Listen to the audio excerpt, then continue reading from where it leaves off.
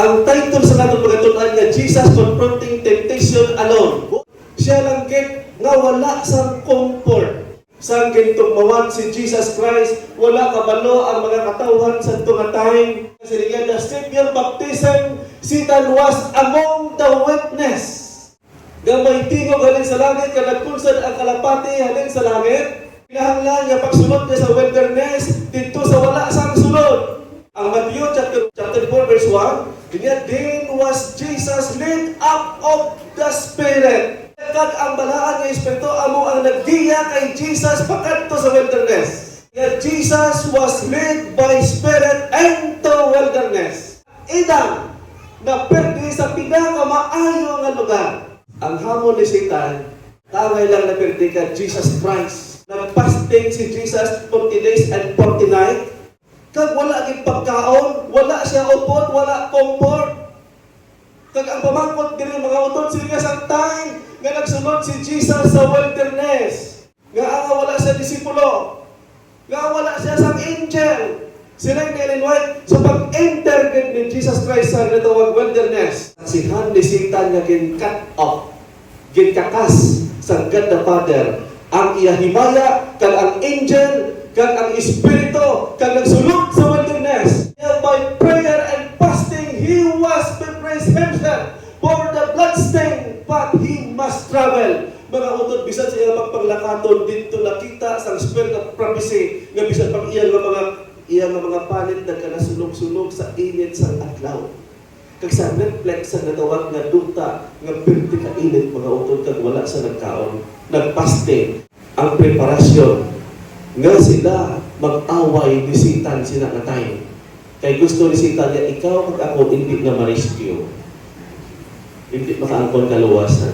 Dito sa Eden, may pagkaon, may arang beauty, may arang kalinong, may fellowship. Sila niya wala sang kulang. Si Adan kag si Eva, wala gutom, wala man kapoy, wala man trauma. Kaya wala pa siya nagatintar sa ila, kundi perfect place. Kag sila niya, kompleto tanan. Perfect environment. Sa wilderness, wala comfort. Wala ubod, bisan espiritu, bisan angel, bisan ang amay can cut off ng tao, human being. Kaya wala pagkaon, wala food, wala crown, wala sa sang natawag na pagka-Diyos na harianon, kinkakas. Wala support. Nga wala support. Kaya sinakatay, wala pa na sa disipulo. Kung napamangkot kanina mga ito, wala disipulo sila ni Rinway, after nga nagwa na siya sa wilderness, dito siya nakita na sa disciple. Pag-enter niya pa lang sa wilderness, wala pa disipulo. Ara ang kasakit, ara ang kagutom, kag sila niya, lampaw sa tanan, nga pagkawalay unod, wala gid sunod dito sa wilderness. Sa Eden, gitbalik ni Satan, dito niya sa Eden, abundant. Kung sila kita abundant, bastante, kompleto. Abundant, perfect environment. Sila ni Satan, na perde si Adan kag si Eva, kaangay lang ikaw na perde ko. Kinahanglan, dili kita maaway sa wilderness. Matthew chapter 4 verse 3, pagkatapos 40 days and 40 nights, si Jesus Christ nagakurog-kurog sa kagutom, kag ang iyang pananaw sa mga bato, kaangay sa tinapay na pwede ng banduan, nga ikaw nga bato, isa na magbulong sa ako, mangin tinapay, pwede nga hambalon ni Jesus Christ. Sila niya, if thou be the Son of God, command that this stone be made bread. Kung ikaw sa nga anak sa Diyos, suguan ining bato, nga mangin tinapay. Kumakon mga challenge, kung ikaw guro nga arap lang bugal, masili nga, brad, imo mi brad, isa kalibo, masili nga gano'n, ay, kagamay, bisan, 20 mil pa. Pwede po to? May pride? Pwede na Jesus ang balon nga, patuhang balon, nga manging tinapay, pero wala ni Jesus kinabangay, kung ginpati niya, ara ang pride, mapirdi siya, kay mga otod, gina-challenge siya ni Satan. Kung anak ka sang Diyos nga gutom ikaw, kumakon mo, gutom-gutom ka, kakurog-kurog ka na, wala ka comfort, wala kita sabihin na kapuhapo sa imo abaga.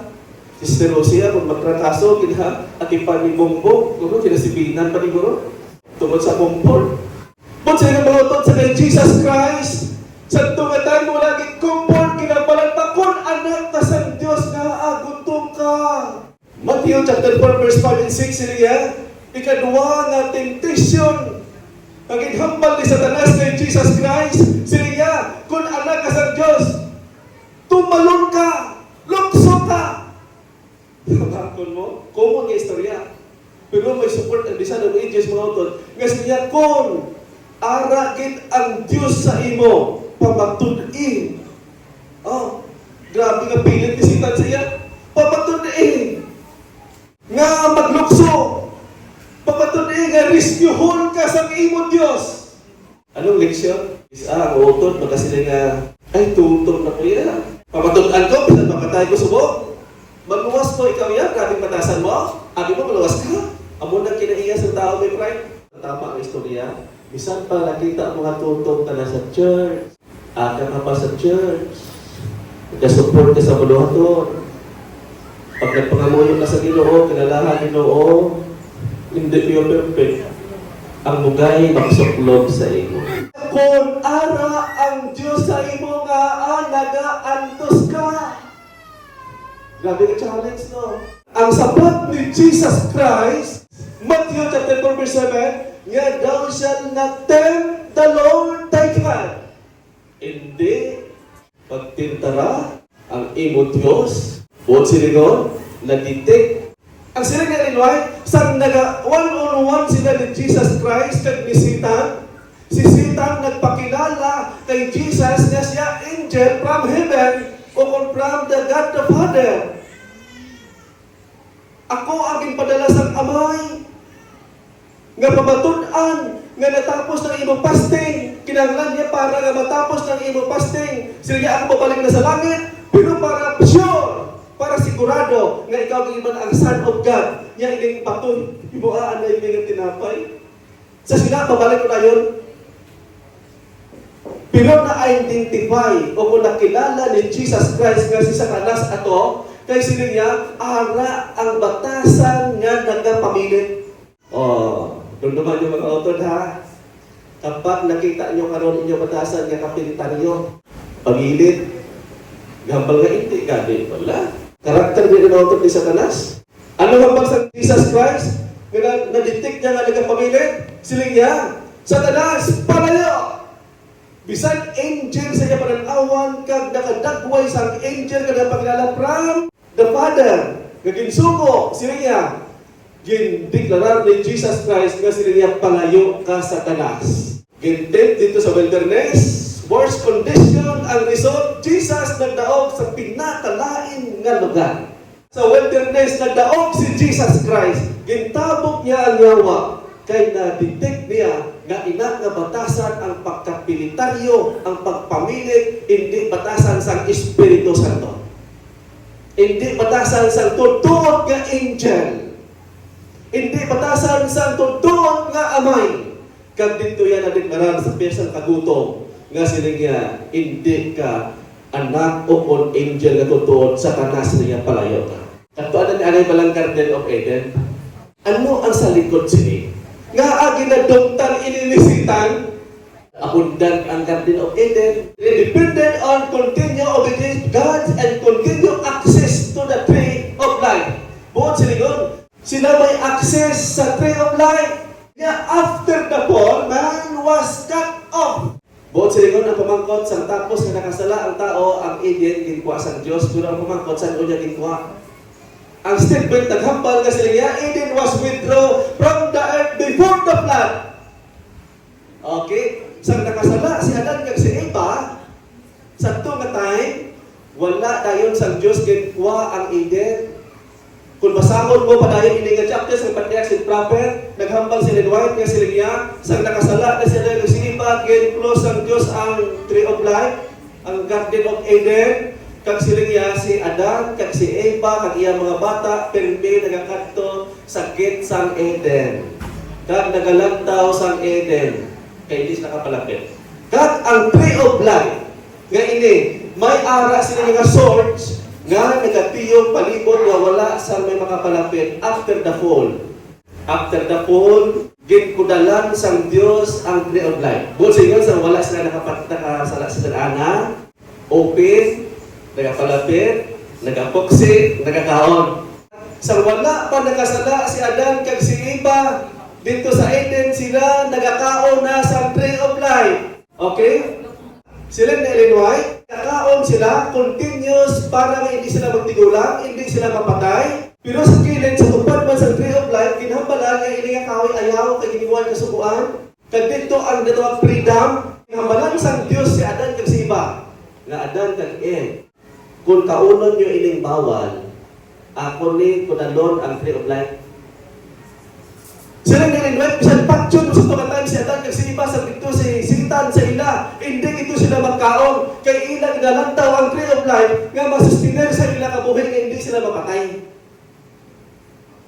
Sila nga kung ginhambal to sa Diyos, ara ang ginatawag na by force.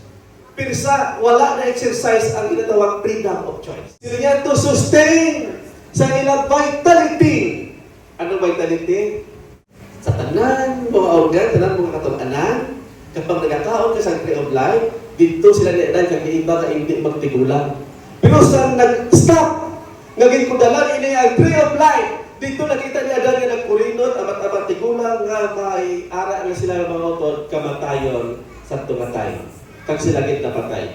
Man was continued to partake of the tree of life. Pagpadayon, pagsustinto sa itong vitality. Kag ang hampanya diri, kung maputol ini sa iya, hinay-hinay nagit siya nga magluya ang iya kabuhi, tugtog nga madula gid siya kag siya mapatay. Kay wala na sang sustainer ang iya vitality. What's the word kakaon? Pagkitaon tapagit ang words nga nagkakaon. Pagka sa Proverbs chapter 60 o page 60, paragraph 2, sila niya, Adan and Eve were no longer to dwell in Eden. They were cut off from the tree of life. Kag sila niya pagkat, and become subject to death. Pagpasakop na sila sa kamatayon. After sila naging cut off dito sa tree of life, nga indwala na sila access, subject na sila sa kamatayon. Genesis chapter 3, verse 22, utangan dayon sa Diyos ang cherubim. No? Ang tree of life nga wala na sila makasunod dito kag sila para makaangko na sa tawag kamatayon. Pagkatapos ang sala, si Adan hindi na pwede magkaon sa kahoy isang kabuhi. Kung ginpabayan pa siya nga magpabilit, kag pagkaon sini, nagapadayon pa siya nga buhi o kung kabo sa kabuhi, nga wala katapusan, nga makasasala. But sa lingon, kung ginwala ini ginkudalan sa Ginoo, kag hilways na gapon na magsunod diri, ginhambal niya, we would have lived forever. Kung gintugutan sa Diyos nga wala ini boundary, nga sila nakasala, magkaon gyapon. Sila nga hindi si Adan gyapon mapatay, pero ara siyang kabuhi nga hindi mapatay, pero gakabuhi sang sasala. Kag ang hambal sila ni Ellen White, kung gintugod ina sang Dios, kita nagakabuhi nga katapusan sa sala, ang amo naton, ang aton amo, si Satanas. Kag sila ang panggobyerno ni Satanas, i-design niya ang tao nga sige lang ilinaway, bisan pa utod ng ulo, buhi yapon ang tao. Tumapon mo panggobyerno ni Satanas? Now, if Adam did not sin, he would never have died, but would have continued to eat of the tree of life. Kung wala nakasala si Adan, hindi gid siya mapatay, kundi magapadayon siya sa pagkaon sang kahoy sang kabuhi, mga utod dito sa Garden sang Eden. Dito galit nag-start ang ginatawag corruption sa Eden. Kaya hambal sa Diyos, hindi mo niya pagkaunon ha. Aside sini, pag gusto ka mo, na-involve, na-include dito ang tree of life. Pag-apot ni Satan, atong hindi sa Diyos na hindi na pagtandugan ay bastante mga mutira, naghambal, hindi diriya, kaunan na. Hindi ba murakot? Paano yung kulto? Murakot to. Sa statement ni White, kinahambal, corrupted by man's obedience. Tungod sa corruption dito sa Eden, gindeklarar mga utod nga hugasan sang Diyos, destruction by flood. Hugasan paagi sa anaw, paagi sa tubig. Kag before the flood, hinagay kinbatak sang Diyos ang Garden of Eden.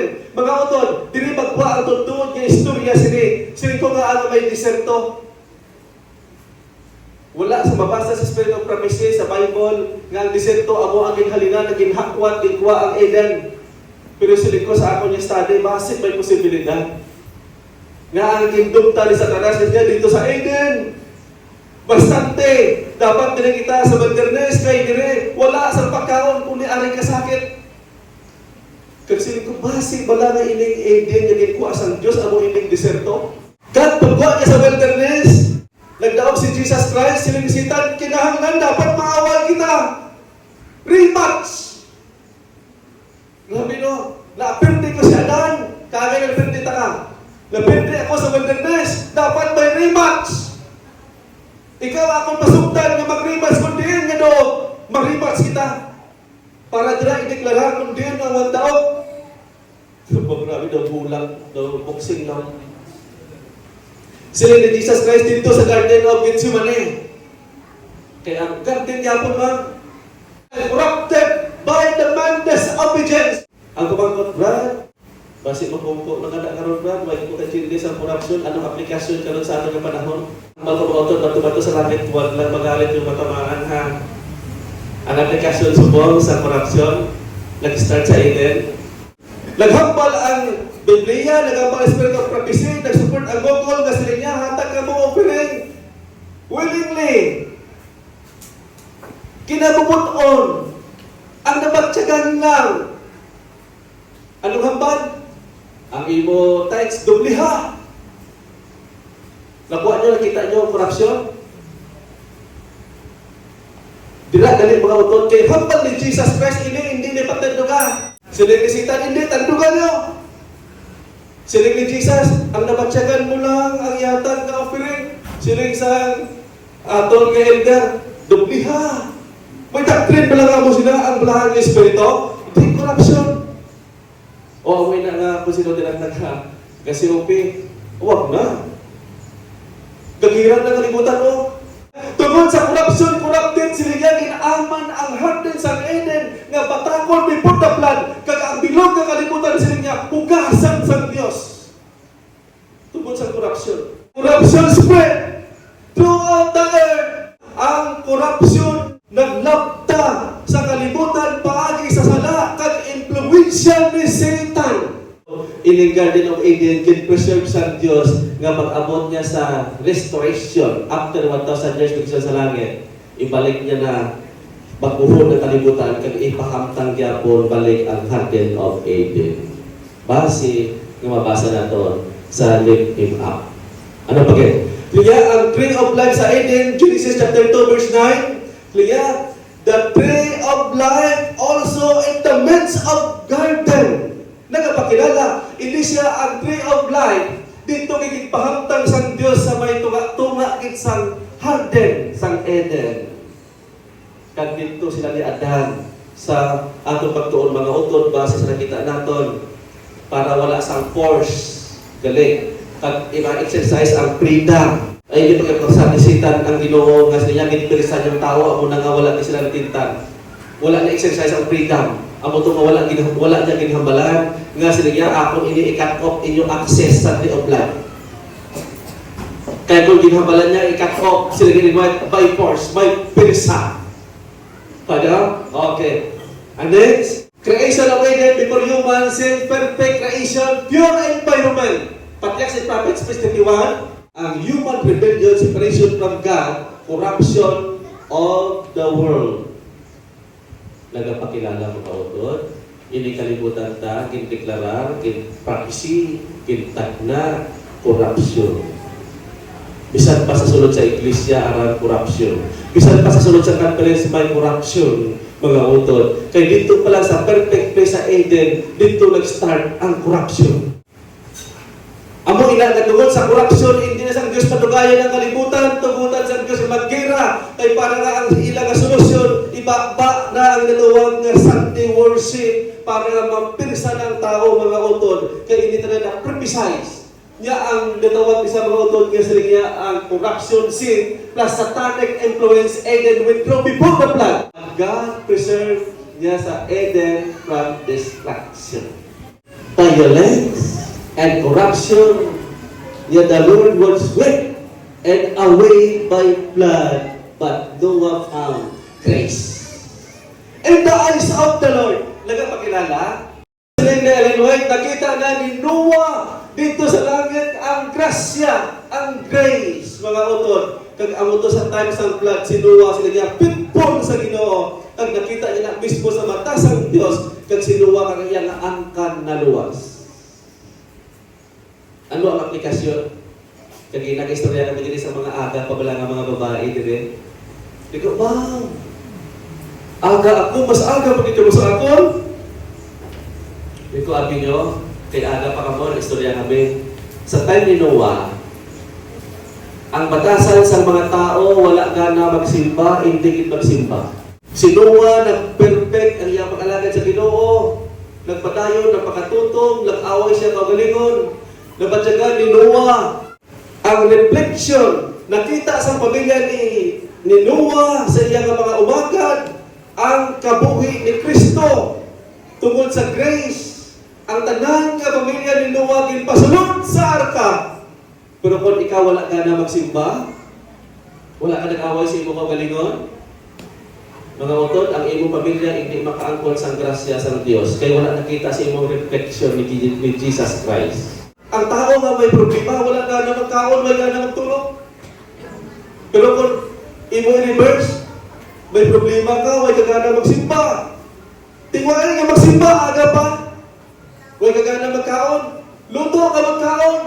Ginaaway mo mo kalikon mga utod, tugtog na mapirdi si Satan. Kaya ginatanaw ni Satan dito sa wilderness, nga si Jesus Christ wala kaon, luya siya, liya hapos atakihon ang tao nga luya. Amo nang ibang kahiko kay Luya ang ilang abay talipig ilalawas. Sa naghambal si Satan nga siya, mawanunuan na kita ma-rematch. Ideklarad ta dayon kung sino ang nagdaog.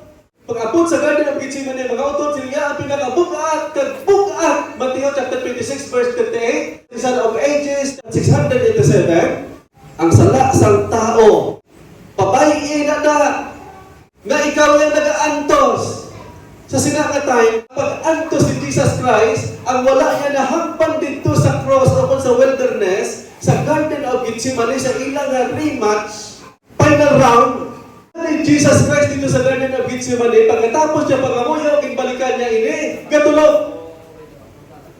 Wala kang comfort. Kag sa ilang pag-one-on-one mga utod, sila ni Ellen White, dito sa wilderness, si Jesus Christ, wala kaaging kamang. Dito sa Garden of Gethsemane, si Jesus Christ hindi nakatindog, nagakamang siya pagkanto sa bato. Nga dito magpangamuyo, kay mga utod, grabe nga sakit ni Satan. Grabe nga bumbas niya sa iya. Nga wala kang comfort, wala sa palang espiritu, wala angel, kag ang tatlo nagatulog. Nga sila nga kagabihon mga utod, sila niya, wala gid siya comfort, kag ang iya sila kabalhas. Grabe nga pagwas ang balas nga sila niya, halos tanan, dalos tubo. Sila nga nagagawa na kay Jesus Christ, sila katay, nga hindi na sa katindog sang pagbomba ni Satan, nga sila niya paling na sa langit.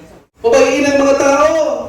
Design of Ages, page 689, paragraph 3, niya, kag ang iya nga balhas, nga nagatatak, nga daw dugo, nagatagas ang mga kahoy sa sipres, kag ang mga puno sa palma, nagtulo ang ilang mga tunog sa abaga ni Ginoong Hesus. Buot silingon sinakatay, alas 11 sa gabi, nga halin pa sa temprano ilang one-on-one, ang iya kaupod, nagatulog, si Jesus Christ nagpakakamang, kag gina-challenge sa Satan, nga balik ka na sa amay, babayin ng kalibutan. Kita niya rin, nga siligyan ng mga kahoy sa tunga time sa nagabihon, nag-provide sa mga tunog o kung tubig nga mag-comfort kay Jesus Christ nga nagtulo sa iyang abaga.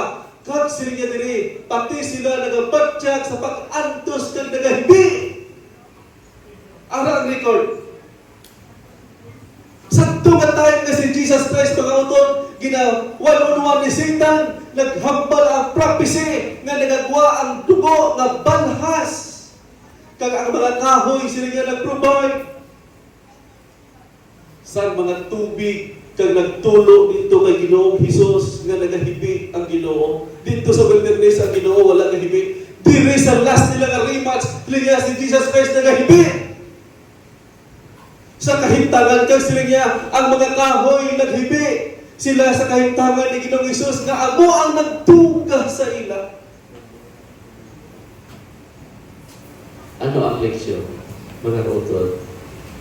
Sa tapos na nabatian ninyo, nga ang mga kahoy naghatag comfort. Nagkilala nga si Jesus ang tuga sa ila.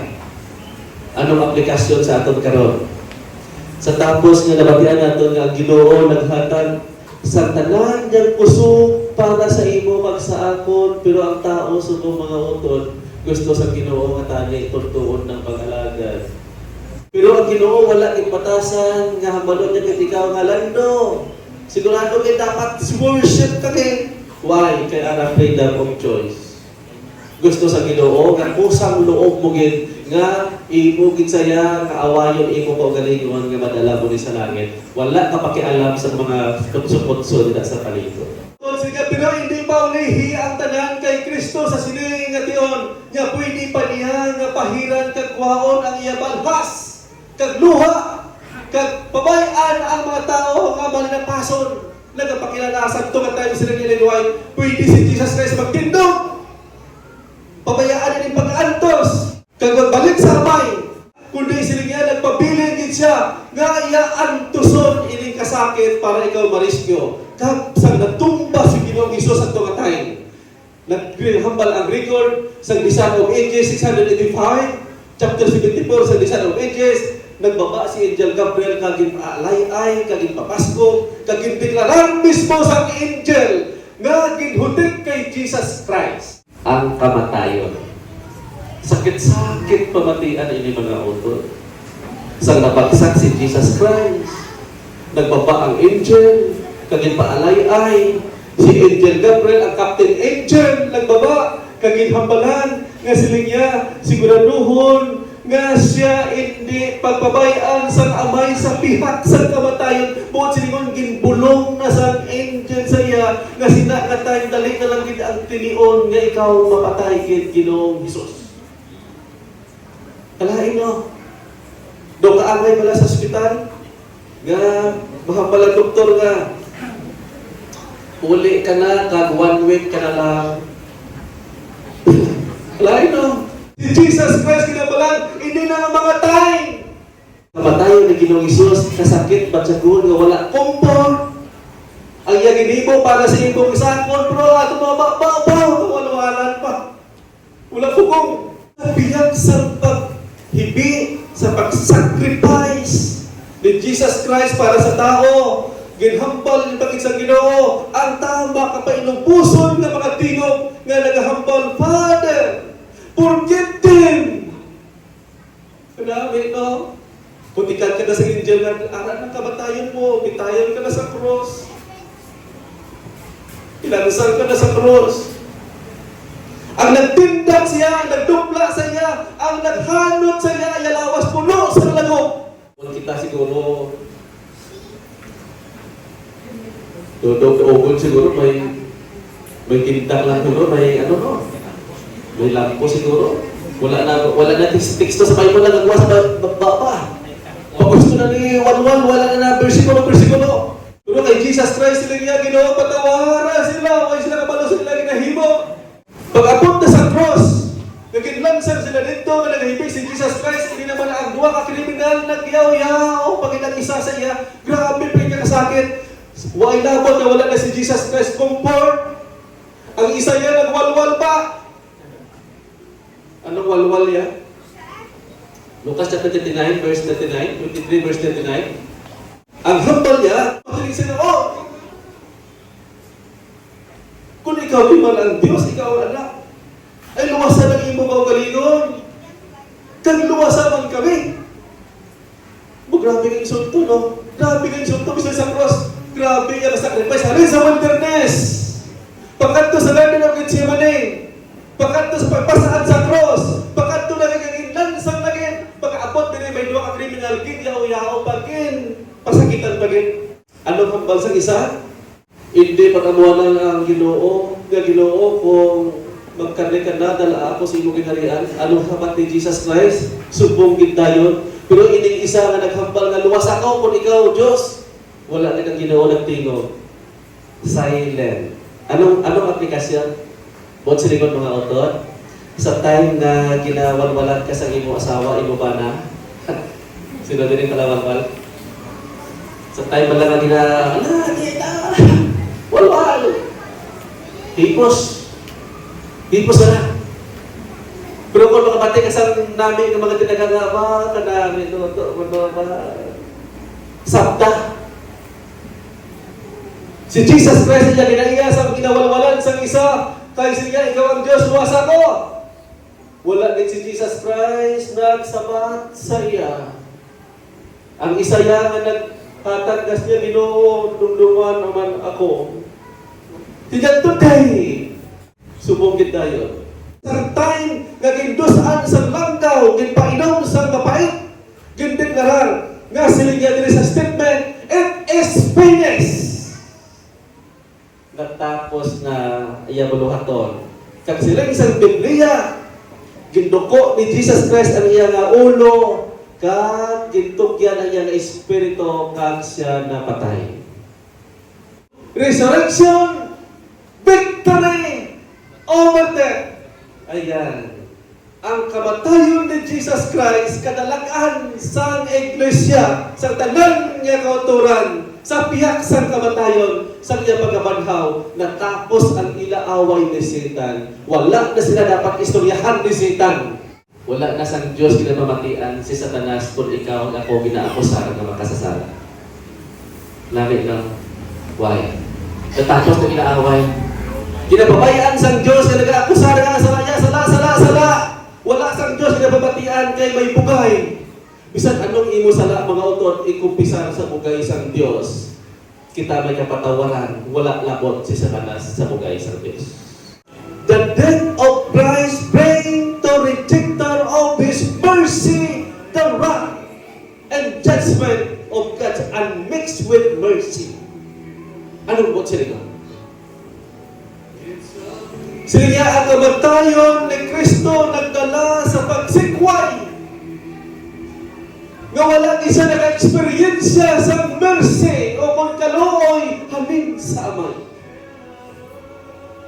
Wala man siya ka-experiensya mga tol sa comfort, bisan siya, bisan gamay lang ang mix, bisan gamay lang wala di siya naka-intra nga kaluoy sa ito na time dito pa mga tol halin sa wilderness, pagkadto sa Gethsemane, pagkadto sa cross, mga tol ginhambal sa prophecy nga sila niya unmixed with mercy. Bisan gamay lang nga naka-mix lang ang kaluoy waahay.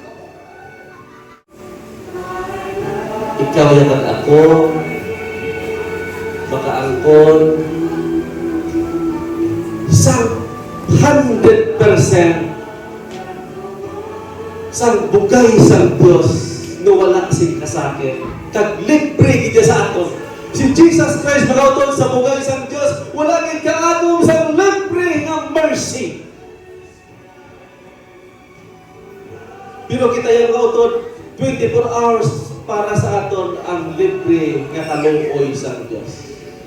Na angkon gid ni Jesus Christ ang wrath, but the death of Christ is hope and eternal life to all who receive Him and believe Him. Ang tanan na makaangkon sa niya sa kabuhi atong nagpati kaya nagpalapit sa bugay, nagpalapit sa tiilan ni Jesus Christ. There is a statement, ikaw na ako ang magpaton sa tama nga kamatuoran Kay ang ginatawag ng mercy, wala nakauntat 24 ka oras. Ang mercy nga ginatawag nila mga utod, wala nagsuminsahan ni Jesus Christ.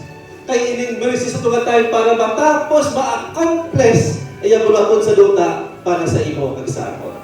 Mga muyo kita sa Ginoo, paano kita nga magapabilin ini sa aton karon ang mga pulong sa Diyos. Mga muyo kita. With God, Heavenly Father, thank you for speaking us through the words today. Thank you for reminding us. And the suffering of Christ is that on the cross and His victory through the resurrection. We pray that the message we have heard will remain in our heart and help us live our life in a way that we will follow you above all else. Please forgive us for our sins and keep us under your care and protection. We ask all this in the name of the Father, the name of the Son, and the name of the Holy Spirit. In Jesus' name. Amen. Mga utod, natapos ang atong pagtuon sa mga aga nga ang Ginoo maghahatag sa atong comfort. Ang Ginoo magabindisyon sa atong tanan. God bless.